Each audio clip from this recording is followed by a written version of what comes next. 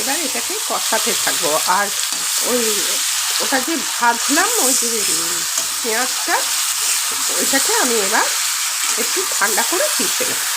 মাংসটা এবার কষাতে যতটুকু টাইম লাগবে, খুব তাড়াতাড়ি হয়ে যাবে।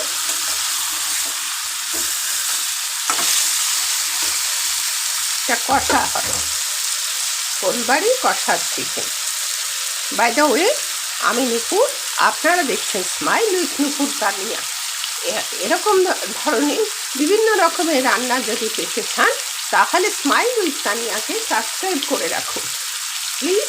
একটু বেল আইকনটা টিপতে ভুলবেন না, সাবস্ক্রাইব করে দেবেন আর শেয়ার লাইক করে দেবেন।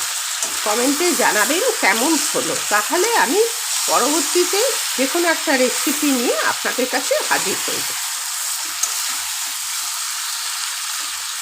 দেখুন এটা কষছে।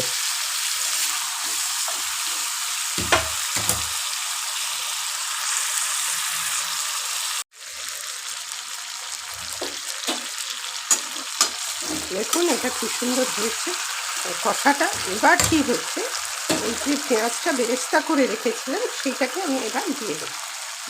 বেরেস্তার পেঁয়াজ, এটা বেরেস্তা করে দিতেই হবে, তা নাহলে চিকেনটা কালচে ভাব আসবে না।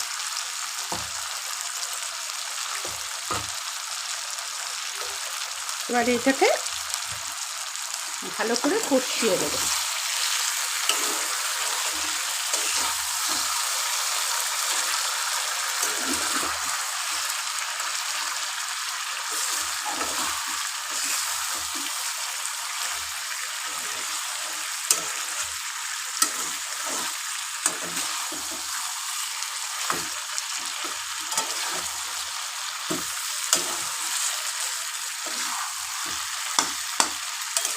এবার কি করব, এবার এই যে চা পাতার জল করে রেখেছিলাম আমি,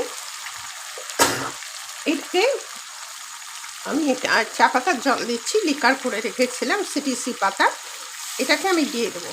এইটা ঠান্ডা করে জলটা রেখেছি।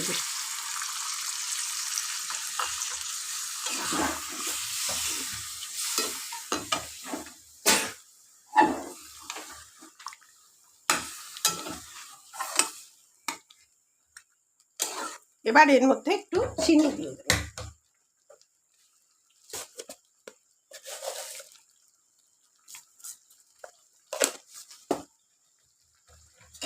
ব্যাস, এবার শেষে আমি দেখাচ্ছি। এটা কষা হবে,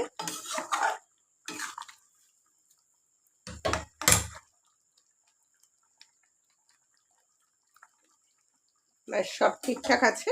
এবার এটা হোক, আমি এটা নামিয়ে আপনাদের পরিবেশন করে দেখাচ্ছি। এটা এখনো হয়নি, আর একটু হবে। দেখুন এটা প্রায় হয়ে গেছে। এবার আমি এর মধ্যে একটু ঘি দিয়ে দেবো। এই যে ঘি দিয়ে দিচ্ছি, চামচটাই করে দিলাম ঘি। এবার এটা পরিবেশনের পালা, চলুন এটা পরিবেশন করে দেখাই। এবার গ্যাসটা নিভিয়ে দেব, আমার রান্না শেষ। এবার পরিবেশনের জন্য প্রস্তুত হচ্ছি, চলুন পরিবেশন করে দেখাই। দেখুন আমার এটা শেষ হলো, আপনাদের কাছে পরিবেশন করে দেখালাম। এবার আমার একটাই অনুরোধ রইল, এটা খেয়ে আপনারা ঠিক এই রকমভাবে করবেন এবং আমাকে কমেন্টে জানাবেন কেমন হলো। আপনারা যদি জানান তাহলে আমি বিশেষভাবে অনুপ্রাণিত হয়ে আপনাদের আরও বিভিন্ন নতুন ধরনের রেসিপি নিয়ে আপনাদের কাছে হাজির হয়ে যাব। আজ তাহলে আসি, পরবর্তীতে দেখা হচ্ছে যে কোনো একটা এপিসোডে যে কোনো একটা রেসিপি নিয়ে হাজির হয়ে যাব। সুস্থ থাকবেন, ভালো থাকবেন, সবাইকে ধন্যবাদ।